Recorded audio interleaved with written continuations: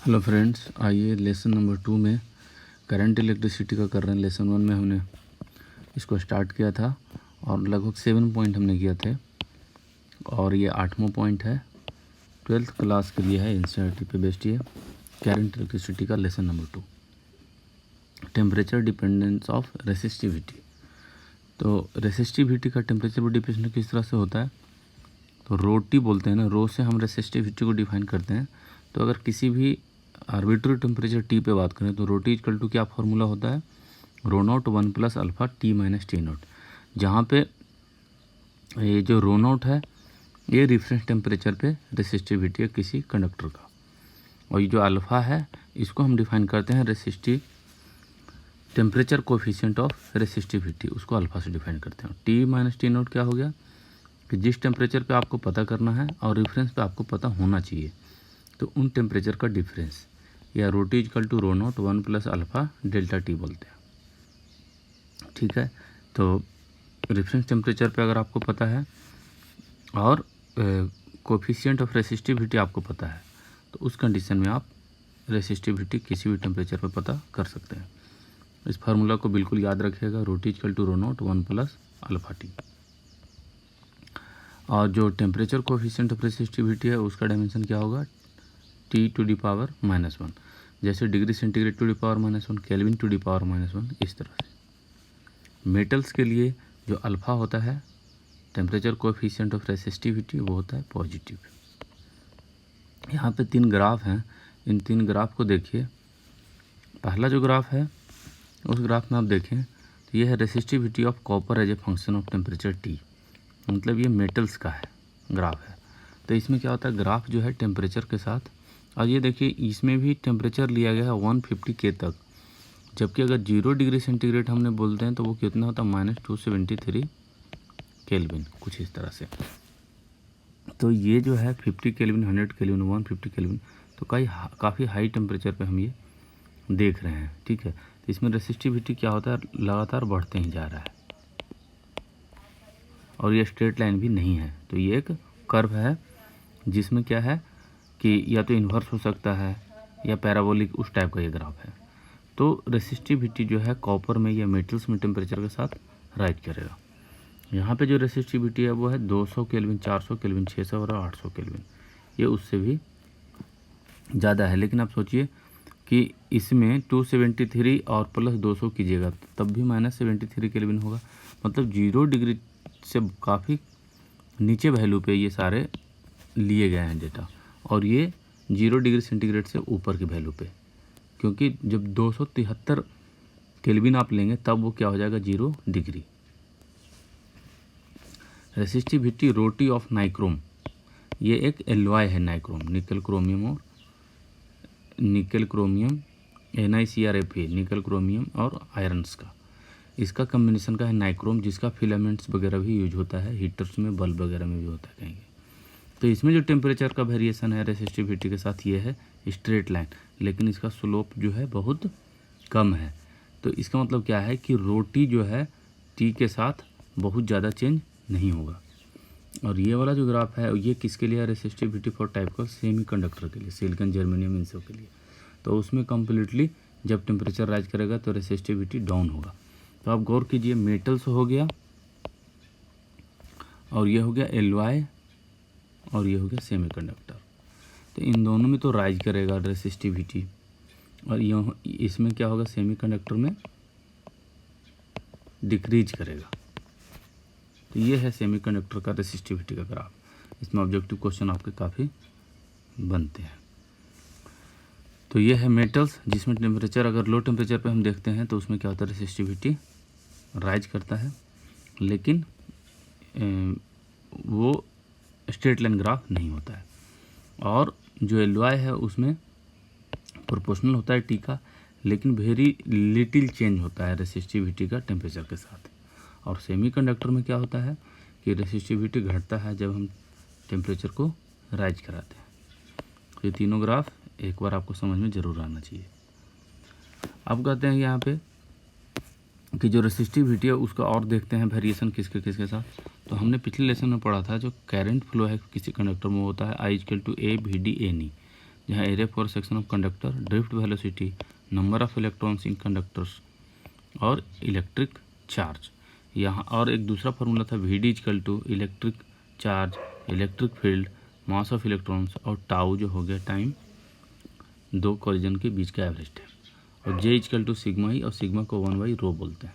तो यहाँ से रेसिस्टिविटी रो को हम इन तीनों के कम्बिनेशन से लिख सकते हैं, rho equal to m/n/e² tau. यहाँ पे हम क्या करेंगे कि आई और वी डी वाले को कंबाइन करेंगे और I/A पता करेंगे, ठीक है, I/A पता करेंगे। तो यहाँ से कैलकुलेशन करके I/A को जे बोलेंगे, जे मिल जाएगा E² E टाउ n, और जे इक्वल टू सिग्मा ई लिखिएगा तो ई और ई कैंसिल आउट हो जाएगा यहाँ से। तो फाइनली आपको आ जाएगा 1/ρ equal to E² n tau by m, और rho equal to m/n/e² tau. अब इस रिलेशन से क्या पता चलता है, देखिए मास ऑफ इलेक्ट्रॉन ये तो फिक्स है, चार्ज इलेक्ट्रॉन का ये भी फिक्स है, तो वेरी क्या करेगा किसी कंडक्टर के लिए, नंबर ऑफ इलेक्ट्रॉन्स और कोलिजन के लिए एवरेज टाइम। तो लेकिन अगर एक ही कंडक्टर की बात करेंगे तो वहाँ पे नंबर ऑफ इलेक्ट्रॉन्स तो फिक्स हो गया, अब यहाँ पे रह गया कोलिजन की। तो हम यहाँ पे ग्राफ देख रहे थे रो और टी का टेम्परेचर के साथ, जो जब टेम्परेचर राइज करेंगे तो एन में चेंज नहीं होगा, एम में चेंज होगा, ई में भी चेंज होगा चेंज, फिर टाउ में। तो ये टाउ क्या है, कोलिजन के बीच का एवरेज टाइम। तो जब हीटअप करेंगे तो कोलिजन का टाइम घटेगा, इसका मतलब रेसिस्टिविटी बढ़ेगा, तो टी राइज करने से रो भी बढ़ेगा। ये किसी भी मेटल्स के लिए, फॉर मेटल्स के लिए T increases, speed of electrons increase करेगा, इसलिए टाउ क्या होगा डिक्रीज करेगा, क्योंकि कोलिजन और फ्रिक्वेंटली होगा। फॉर गिवन मेटल्स एन क्या होगा constant, rho increases at temperature increases. समझ में आपको आना चाहिए ये। सेमीकंडक्टर्स के लिए देखें तो रो का वैल्यू इसी फार्मूला से, तो एम वहाँ भी कांस्टेंट है, ई वहाँ भी कांस्टेंट है, लेकिन वहाँ पे नंबर ऑफ इलेक्ट्रॉन कांस्टेंट नहीं होता है। सेमीकंडक्टर में पीएन जंक्शन डायोड में क्या होगा, फॉरवर्ड और बैकवर्ड डायरेक्शन में इलेक्ट्रॉन्स का फ्लो का नंबर ऑफ क्वांटिटी ज़्यादा कम हो सकता है। टेम्परेचर राइज करने पे भी इलेक्ट्रॉन्स जो है बढ़ सकते हैं। तो टी इंक्रीज करने पे क्या होगा, एन इंक्रीज होता है सेमीकंडक्टर में। और जो टाउ है, टाउ का वहाँ पे बहुत ज़्यादा, टाउ तो डिक्रीज होगा लेकिन टाउ के डिक्रीज होना उतना सिग्निफिकेंट नहीं होगा जितना कि एन के इंक्रीज होना। मतलब देखा जाए तो ज़्यादा डोमिनेंट होगा इलेक्ट्रॉन्स का इंक्रीज होना, जबकि टाउ का डिक्रीज होना वहाँ पे उतना प्रोमिनेंट नहीं है। तो एन का बढ़ना वहाँ पे ज़्यादा मायने रखता है, ना कि टाउ का घटना। तो इस हिसाब से जब एन राइज करेगा तो ये क्या होगा, घटेगा, तो रो क्या होगा, डिक्रीज होगा, जैसा कि हमने ग्राफ में देखा। तो इसीलिए सेमीकंडक्टर के ग्राफ में जो है रो क्या होता है, डिक्रीज करता है। अब आते हैं पॉइंट 9 नंबर पॉइंट पे, इलेक्ट्रिकल एनर्जी और पावर। तो इलेक्ट्रिकल एनर्जी और पावर के लिए हमें सबसे पहले क्या देखना है, पोटेंशियल डिफरेंस। हमने कंडक्टर लिया जिसमें करंट आई फ्लो कर रहा है, इसका एक एंड ए है, दूसरा एंड बी है, ए इनका पोटेंशियल बी है, बी इनका पोटेंशियल भी है। और अगर करंट ए से बी की तरफ जा रहा है, इसका मतलब potential of A is higher than potential of B, क्योंकि हायर पोटेंशियल से ही लोअर पोटेंशियल की तरफ करंट का फ्लो होता है। इसका मतलब ए का पोटेंशियल ज़्यादा है। अगर करंट का डायरेक्शन चेंज हो जाएगा तो बी का पोटेंशियल ज़्यादा है, ऐसा आपको मानना चाहिए। तो पोटेंशियल डिफरेंस ए और बी के बीच में आप भी मानते हैं तो क्या हो जाएगा, V A minus V B, क्योंकि ग्रेटर देन 0 होगा। डेल्टा टी टाइम में कितना चार्ज फ्लो हो जाएगा, तो डेल्टा टी टाइम में होता आई डेल्टा टी। अगर करंट आई फ्लो कर रहा है और डेल्टा टी समय में देखना चाहते हैं कितना चार्ज फ्लो किया कंडक्टर से, तो आप क्या बोलेंगे, delta t equal to I delta t, इतना चार्ज फ्लो किया। और potential difference of charge at A पे, potential energy of charge at A पे, यहाँ पे चार्ज का पोटेंशियल क्या होगा, delta Q into V A, यही होता है पोटेंशियल। और बी पे पोटेंशियल क्या हो जाएगा, delta Q into V B. यहाँ का पोटेंशियल और यहाँ पे चार्ज, उसको मल्टीप्लाई करेंगे तो आपको पोटेंशियल एनर्जी मिलेगा चार्ज का यहाँ पे और यहाँ पे। और इन दोनों के पोटेंशियल में जो चेंज होगा उसको बोलते हैं delta U, U final minus U initial. तो potential at B minus potential of A, तो delta Q V B minus V A, delta Q V B minus V A. तो यहाँ से हो जाएगा delta U is equal to minus delta Q V, क्योंकि V B minus V A क्या है, negative, क्योंकि वी ए हायर पोटेंशियल है। तो माइनस डेल्टा क्यू भी, ये हो गया चेंज इन पोटेंशियल एनर्जी अगर चार्ज ए से बी तक फ्लो करता है तब। तो delta U equal to minus I और delta Q equal to I delta t लिखेंगे, ठीक है। तो जो चेंज इन पोटेंशियल है वो क्या हो जाएगा, निगेटिव। इसका मतलब लॉस ऑफ पोटेंशियल एनर्जी हुआ यहाँ पे। ए से बी पे अगर फ्लो किया चार्ज तो चार्ज के पोटेंशियल एनर्जी में क्या हो गया, लॉस। तो लॉस ऑफ पोटेंशियल एनर्जी, तो कंजर्वेशन ऑफ एनर्जी को अगर आपको माइंड में है तो वहाँ से बोल सकते हैं कि लॉस ऑफ काइनेटिक एनर्जी मतलब गेन इन काइनेटिक एनर्जी। तो फ्रॉम कंजर्वेशन ऑफ एनर्जी से क्या लिखेंगे, delta K equal to minus delta U equal to delta K equal to, अब माइनस ऑलरेडी था आई डेल्टा टी और यहाँ पे आपने माइनस यूज किया तो ये क्या हो जाएगा, आई डेल्टा टी इंटू भी।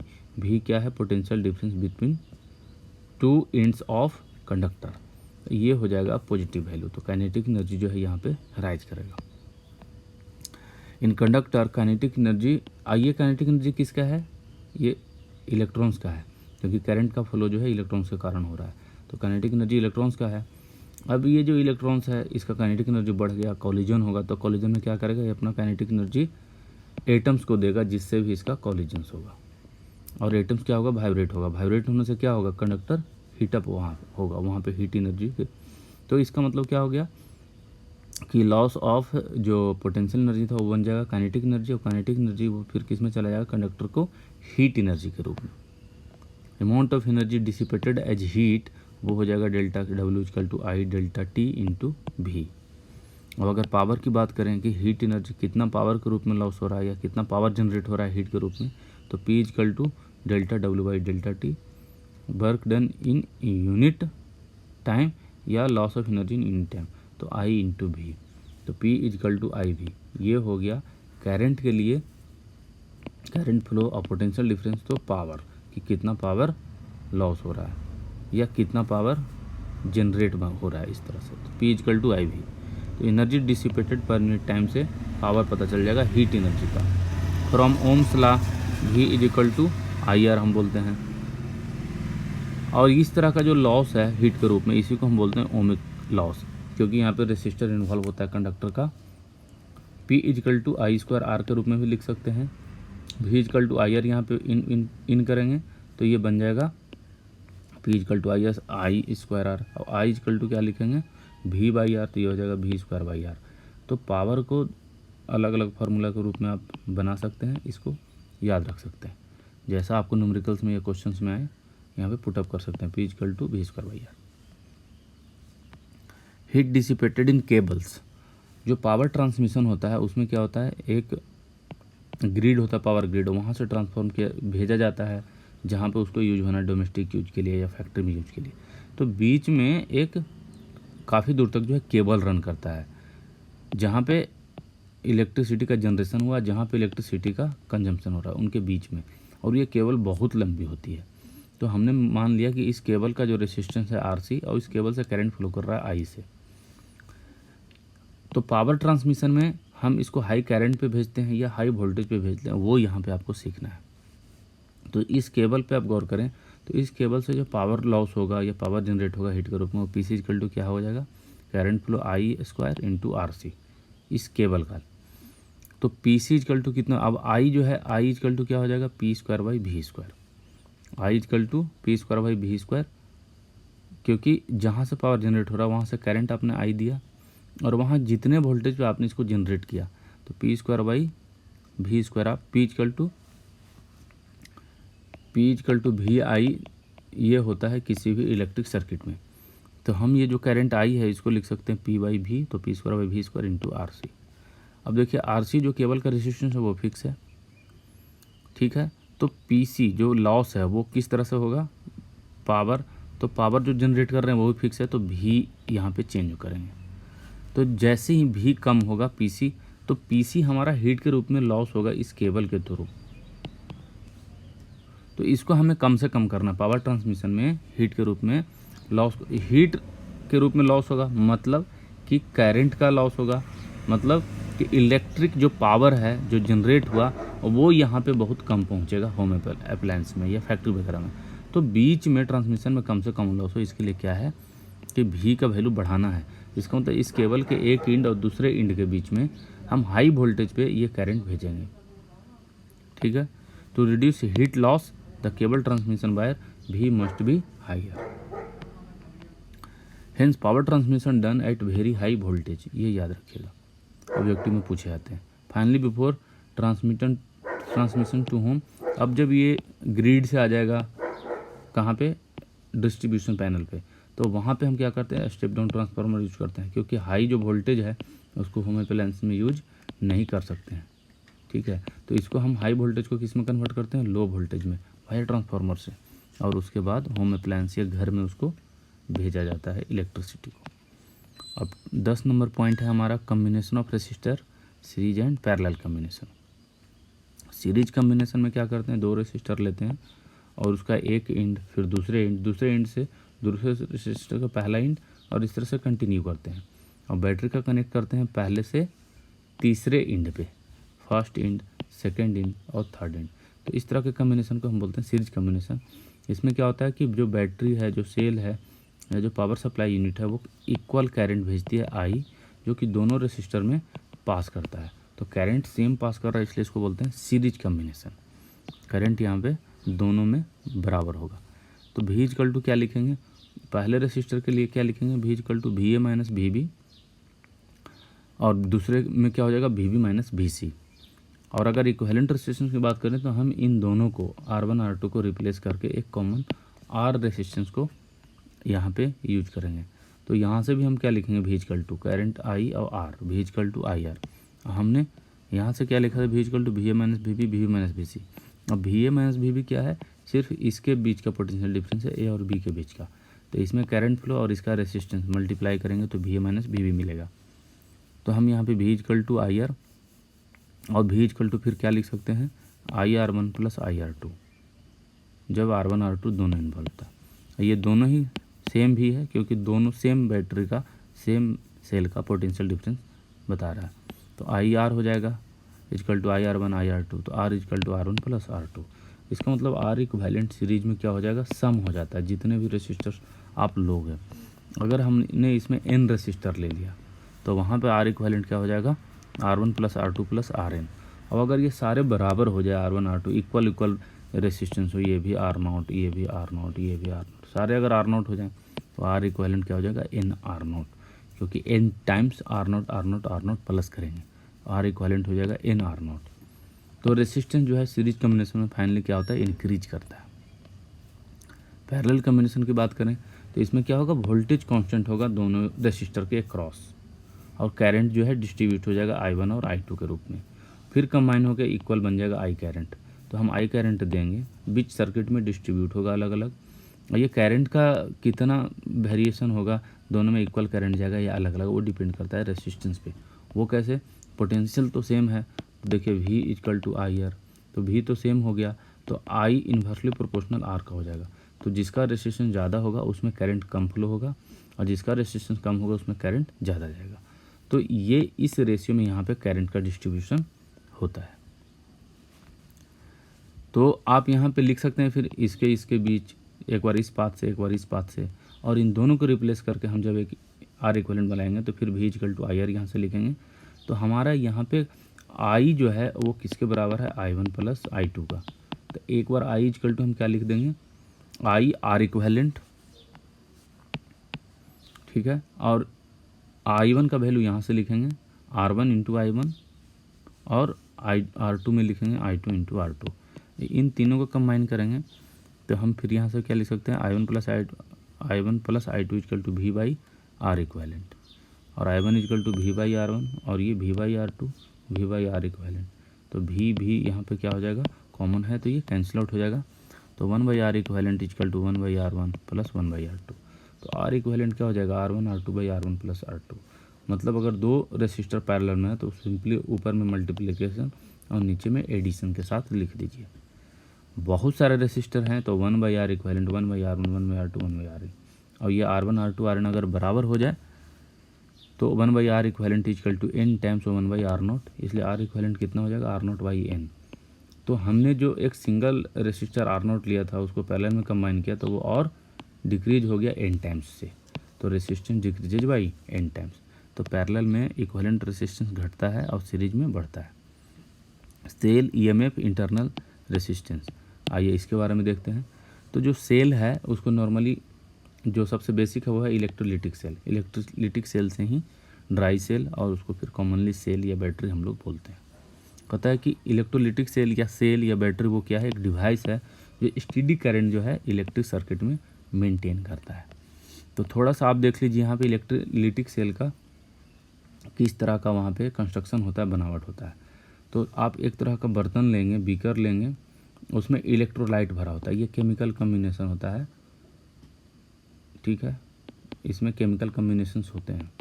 वो क्या होते हैं कि plus charge, minus charge, positive ion, negative ion generate करते हैं यहाँ से। और इस पूरे इलेक्ट्रोलिटिक सॉल्यूशंस में एक पॉजिटिव इलेक्ट्रोड और दूसरा नेगेटिव इलेक्ट्रोड होता है, और ये प्रैक्टिकली कार्बन के रॉड होते हैं, ठीक है। तो ये रहता है हाई पोटेंशियल पे, ये रहता है लो पोटेंशियल पे। अब जो पॉजिटिव इलेक्ट्रोड है वो क्या करेगा, इलेक्ट्रोलाइट से निगेटिव आयंस को अपनी तरफ अट्रैक्ट करता है, और जो नेगेटिव इलेक्ट्रोड्स है वो क्या करते हैं, यहाँ से जो पॉजिटिव है आयंस इलेक्ट्रोलाइट में उसको अट्रैक्ट करता है। जब हम सर्किट से इसको जोड़ते हैं, सर्किट मतलब रेसिस्टर सर्किट से, तो इसमें क्या होता है, करंट का फ्लो पी से एन की तरफ होता है, आई करंट फ्लो कर रहा है। लेकिन इलेक्ट्रोलाइट के अंदर में चूँकि चार्ज का फ्लो है, इलेक्ट्रोलाइट से चार्ज इधर जा रहा है, इलेक्ट्रोलाइट से चार्ज इधर जा रहा है, तो इलेक्ट्रोलाइट के अंदर में एन से पी की तरफ करंट का फ्लो होता है, सेम करंट आई, ये ध्यान में रखिएगा। तो सर्किट के बाहर पी से एन और सर्किट के अंदर, इलेक्ट्रोलाइट के अंदर एन से पी की तरफ। अब इलेक्ट्रोलाइट में जब ये करंट का फ्लो है एन से पी की तरफ, तो इलेक्ट्रोलाइट का अपना कुछ रेसिस्टेंस यहाँ पे होगा, तभी करंट का फ्लो है। करंट का फ्लो देख लीजिए, V equal to I R आप बोलते हैं, I इक्वल टू क्या हो जाएगा, V अपॉन आर। तो V क्या है, पोटेंशियल डिफरेंस हो जाएगा पॉजिटिव और निगेटिव इलेक्ट्रोड का, V plus minus V minus आप लिख देंगे। जो पॉजिटिव इलेक्ट्रोड है उस पर मान लीजिए कि कितना पोटेंशियल है, प्लस V नॉट, और निगेटिव इलेक्ट्रोड पे कितना पोटेंशियल हो, उतना ही होता है माइनस में। तो पोटेंशियल डिफरेंस लेंगे तो क्या हो जाएगा, V not minus minus V not, मतलब क्या हो जाएगा 2V नॉट। तो हम सिंपली बोलते हैं V plus plus V minus. तो इसलिए ये इलेक्ट्रोलाइट में अगर करंट फ्लो कर रहा है तो इलेक्ट्रोलाइट का कुछ ना कुछ रेसिस्टेंस होगा। इलेक्ट्रोलाइट का जो रेसिस्टेंस होता है उसी के हम क्या बोलते हैं, internal resistance of the cell या बैटरी, ठीक है। तो potential difference of positive electrode क्या हो जाएगा, V प्लस, और similarly potential difference of negative electrode क्या हो जाएगा, माइनस V माइनस। तो potential difference across P N, between P N के बीच में V प्लस और V माइनस होगा। और ये जो डिफरेंस है, पोटेंशियल डिफरेंस इलेक्ट्रोड के बीच में, इसको हम बोलते हैं इलेक्ट्रोमोटिव फोर्स, और शॉर्ट फॉर्म में बोलते हैं ईएमएफ। और कोई भी इलेक्ट्रिक सर्किट को सेल से जोड़ेंगे तो इस सिंबल के रूप में हम इस तरह से लिखते हैं। यहाँ पे ये हमारा सेल रिप्रेजेंट करता है, ये हमारा इलेक्ट्रिक सर्किट रिप्रेजेंट करता है। तो जो जाई, इसको जाई बोलते हैं, जाई V प्लस V माइनस, ये हमेशा ग्रेटर देन 0 होगा। करंट फ्लो थ्रू इलेक्ट्रोलाइट करेंगे तो क्या हो जाएगा, N2P, या देख लीजिए यहाँ पे हमने A नाम दिया और B नाम दिया, तो B से A की तरफ। इन सर्किट थ्रू R, अगर R के थ्रू सर्किट में देखें तो करंट का फ्लो हो जाएगा P से N की तरफ। तो बिल्कुल अलग डायरेक्शन होता है सर्किट में और इलेक्ट्रोलाइट के अंदर में। The resistance of electrolyte is called internal resistance. आप कहता है कि R इन्फानाइट हो जाए, मतलब सर्किट में जो आपने रेसिस्टर जोड़ा है वो वैल्यू बहुत ज़्यादा हो जाए, V equal to I R, तो I equal to V upon और ये हो क्या हो जाएगा 0। तो इस कंडीशन में इलेक्ट्रिक सर्किट में कोई भी करंट का फ्लो नहीं होगा। तब देखिए पोटेंशियल डिफरेंस क्या हो जाएगा, V इक्वल टू, तो पोटेंशियल डिफरेंस P से A का पोटेंशियल डिफरेंस, A से B का पोटेंशियल डिफरेंस और B से N का पोटेंशियल डिफरेंस, ये तीनों आप ऐड करेंगे तो ये पोटेंशियल डिफरेंस मिलेगा पॉजिटिव नेगेटिव इलेक्ट्रोड के बीच के। Potential difference between P and A, potential difference between A and B, potential difference between B and A। कहने का मतलब यहाँ पे जो इलेक्ट्रोड है, इलेक्ट्रोड का हम पोटेंशियल डिफरेंस देख रहे हैं किसके रिस्पेक्ट में, इलेक्ट्रोलाइट के रिस्पेक्ट में। ये है इलेक्ट्रोलाइट जहाँ पे हमने A पॉइंट बनाया है। तो इसके बीच पोटेंशियल डिफरेंस देखेंगे तो इसका पोटेंशियल और इसका पोटेंशियल, तो इसका पोटेंशियल हो गया V प्लस, और इसका पोटेंशियल इलेक्ट्रोलाइट में है तो पोटेंशियल हो जाएगा इलेक्ट्रोलाइट का। और फिर इलेक्ट्रोलाइट का A से B में चलेंगे तो VA माइनस VB इस तरह से लिखेंगे। फिर ये हो गया P और N, तो फिर क्या हो जाएगा, ये हायर पोटेंशियल हो गया B, तो फिर लिखेंगे क्या, V B minus V N, इस तरह से। तो क्या हो जाएगा, V A cancel, V cancel, आपको मिल जाएगा V plus minus V minus, V plus और माइनस वी माइनस, तो वो खुद ही पहले से ही निगेटिव है तो प्लस वी माइनस हो जाता है, और यही हो जाता है पोटेंशियल डिफरेंस दोनों इलेक्ट्रोड के बीच में, जिसको बोलते हैं जाई। तो जब ओपन सर्किट होता है तभी जो है ईएमएफ या जाई जो है डिफाइन होता है। तो potential difference between P and N in an open circuit, उसको हम बोलते हैं ईएमएफ जाई। और अगर आर फाइनाइट हो जाए तो बाहर से भी करंट का फ्लो होगा, तो वहाँ पे हम लिखेंगे V equal to V plus V minus minus I R. ये एक्चुअली क्या है, V plus minus I R minus V minus. इसको इस तरह से समझिए कि हम ले रहे हैं पी से एन की तरफ इलेक्ट्रोलाइट के अंदर में पोटेंशियल डिफरेंस, ठीक। लेकिन करंट का फ्लो इलेक्ट्रोलाइट में क्या होता है, एन से पी की तरफ होता है, और आप पोटेंशियल डिफरेंस ले रहे हैं पी से एन की तरफ। तो वी प्लस और इसके इलेक्ट्रोलाइट के अंदर में पोटेंशियल डिफरेंस देखेंगे, जिसका इंटरनल रेजिस्टेंस कितना है आर, और करंट का फ्लो हो जाएगा आई। तो अपोजिट डायरेक्शन में हो गया ना, करंट के अपोजिट डायरेक्शन में पोटेंशियल डिफरेंस हो गया, तो माइनस आई आर होगा, ठीक है। और माइनस, अब इसका कितना है, वी माइनस, इस तरह से। तो V plus minus I R minus V minus, इसको लिखेंगे तो ये होगा potential difference taken opposite to current flow, इसलिए माइनस आई आर लेंगे। तो वी इक्वल टू कितना होगा, जाई minus I R. Internal resistance of dry cell क्या होता है, हमेशा इलेक्ट्रोलिटिक सेल से ज़्यादा होता है। और फ्रॉम ओम्स लॉ से हम क्या लिख सकते हैं, बाहर की सर्किट में देखो तो V equal to I R, और अंदर की सर्किट में देखो तो लूप में तो क्या लिखेंगे, जाई माइनस आई आर। ये दोनों सेम वी को बतला रहा है, पी और एन के बीच की पोटेंशियल डिफरेंस। तो I R equal to xi minus I R, या I equal to xi by capital R divide by small R, xi R plus R. अब सोचिए करंट का वैल्यू मैक्सिमम कब होगा, जब ये आर क्या होगा, जीरो। तो आई मैक्स होगा जाई अपॉन आर, और ये कब होगा, जब आर टेंड टू जीरो, मतलब जब ओपन सर्किट की बात करेंगे। तो ये जो मैक्सिमम करंट है, maximum allowed current is less than the I max to prevent permanent damage of the cell. जो ड्राई सेल है या इलेक्ट्रोलिटिक सेल है, उससे करंट इससे कम ही हम लोग यूज करते हैं सर्किट में, वरना सेल हमारा परमानेंट डैमेज हो जाएगा। नेक्स्ट लेसन में combination of cell, Kirchhoff's law, Wheatstone bridge, meter bridge और पोटेंशियोमीटर, तो वो लेसन नंबर 3 होगा, जिसमें आपको ये टॉपिक हम बताएंगे, और वहाँ पे हम लगभग इसको फिनिश कर लेंगे। थ्योरेटिकली एक पूरा समराइज आपको मिल जाएगा। तो आप हमारे इस वीडियो को शेयर कीजिए, सब्सक्राइब कीजिए हमारे चैनल को, कमेंट कीजिए, और